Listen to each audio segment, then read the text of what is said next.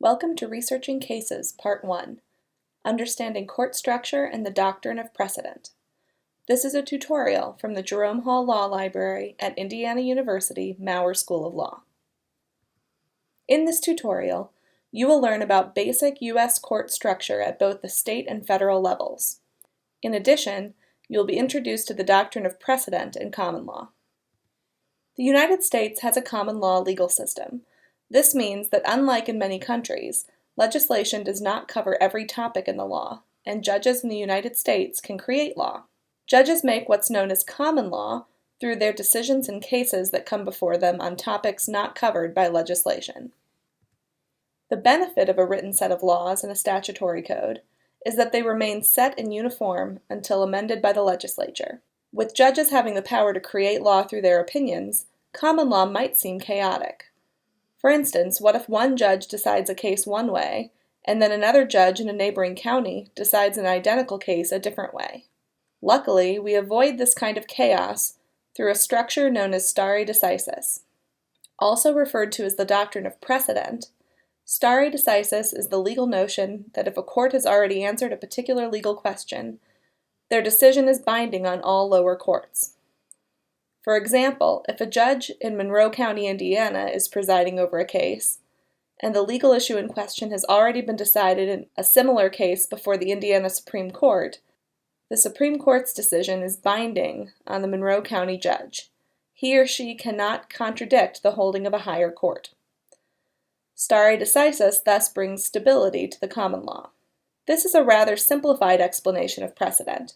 In reality, judges have considerable discretion to interpret the reach of precedent, in other words, to describe a prior court's holding broadly or narrowly, and courts may sometimes even overrule their own prior decisions. Regardless of these exceptions, in general, if a higher court has decided a legal issue, a lower court must apply that precedent in their own case. But this leads to another question. What are the higher and lower courts? Who binds whom? In essence, the court system for any U.S. jurisdiction is divided into three levels: the trial court level, the intermediate appellate courts, and the final appellate court.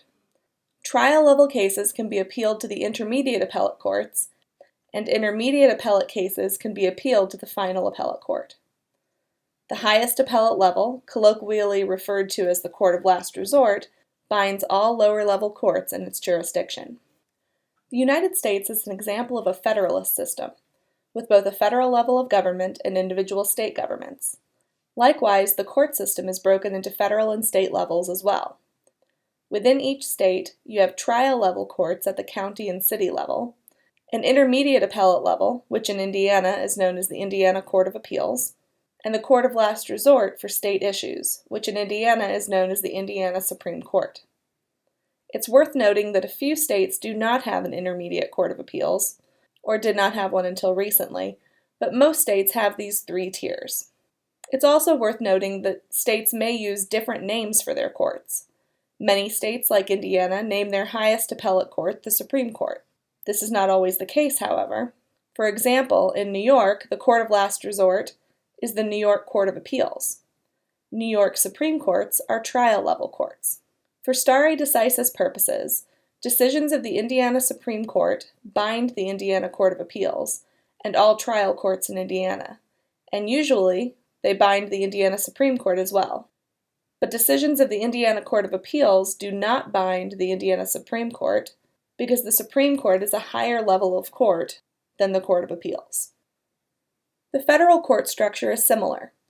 Again, we have a trial level, intermediate appellate level, and final appellate level system. The trial level houses the U.S. federal district courts.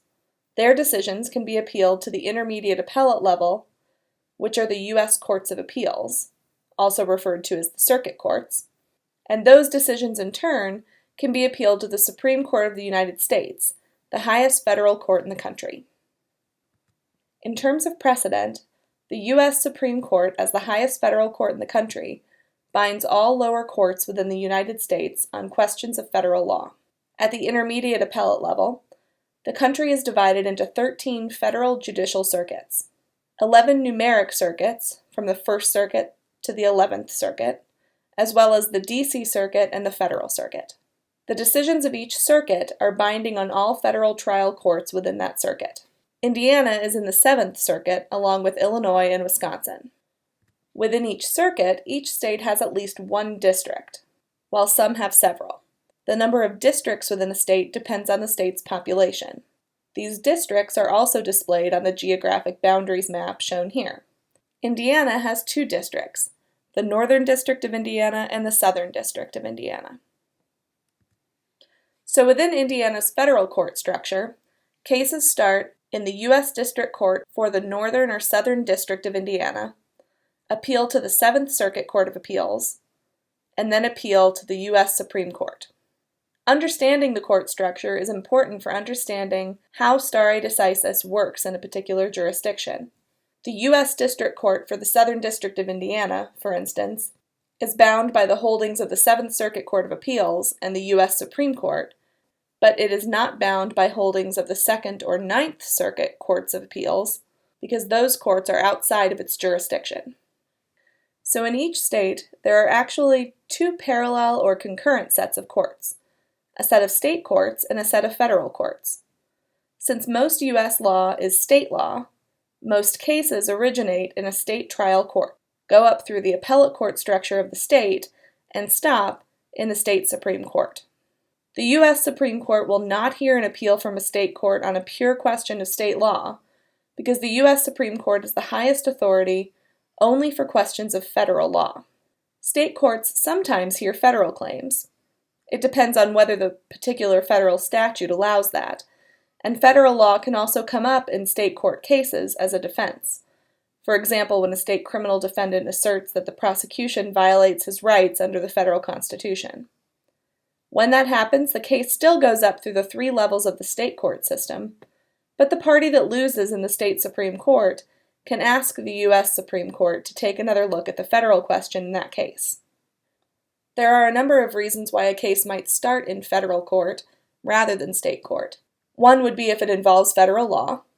Another would be if it involves state law, but parties from 2 different states, and the matter in controversy is worth more than $75,000.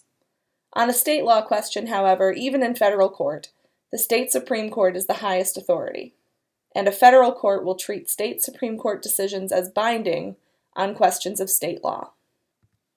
This brings us to one final concept to understand when dealing with case law and precedent: mandatory versus persuasive authority. Mandatory authority includes all legal rules that must be followed in your case. For example, if you were trying a case in Indiana on a question of Indiana law, all relevant Indiana statutes, Indiana constitutional provisions, and Indiana Supreme Court cases would be mandatory authority. Persuasive authority, on the other hand, is non-binding. This would include laws from other jurisdictions and non-precedential cases.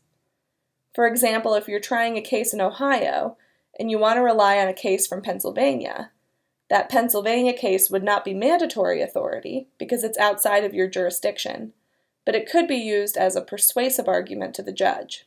Persuasive authority is particularly helpful if you're trying a case of first impression in your state, meaning a case that involves a legal question that hasn't yet been answered in your jurisdiction. You might look to other jurisdictions to see how they have handled that particular legal issue, and make an argument to your judge to follow a similar path in setting the precedent in your jurisdiction. Let's try this out. You are trying a case on a federal issue before the U.S. District Court for the Northern District of Indiana. In your research, you found that the following cases have decided the same issue: a case from the District of Columbia Circuit Court of Appeals, a case from the United States Supreme Court, and a case from the Ohio Supreme Court. Which of these cases are mandatory authority, and which are persuasive? A case from a different federal circuit would be persuasive only. The only circuit court that would bind the Northern District of Indiana would be the 7th Circuit Court of Appeals. The U.S. Supreme Court is the highest court in the federal system, so it binds everyone on questions of federal law. The Ohio Supreme Court is outside the federal court structure for the Northern District of Indiana, and a decision from this court could only have persuasive authority on a question of federal law. You should now have a basic understanding of court structure and the common law concept of precedent. You should understand the difference between binding authority and persuasive authority, and how an attorney might use each in court. This concludes the first case law tutorial on court structure and the concept of precedent. You may now advance to the tutorial on case citation, publication, and composition. If you have any questions, the reference librarians are happy to help.